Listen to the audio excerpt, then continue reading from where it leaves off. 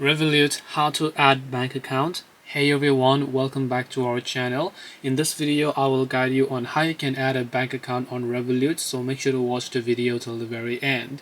So if you'd like to basically add a bank account on Revolut, it's actually quite very simple to do so, because all you have to do is go ahead and then first of all make sure to launch the Revolut application here, and then you're going to be able to see this type of interface where you have to first of all verify your login with your identity.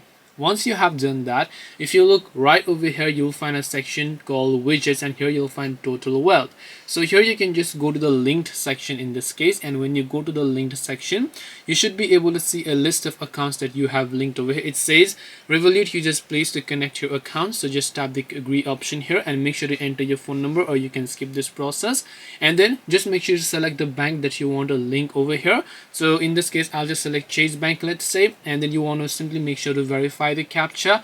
Once done, log into your Chase online or digital banking, and then your Chase Bank will get successfully linked to Revolut. This way you can link bank to Revolut. Hope this video was very helpful. If you have any questions, feel free to leave them down below. Thank you for watching till the end of this tutorial, and see you soon in our next video.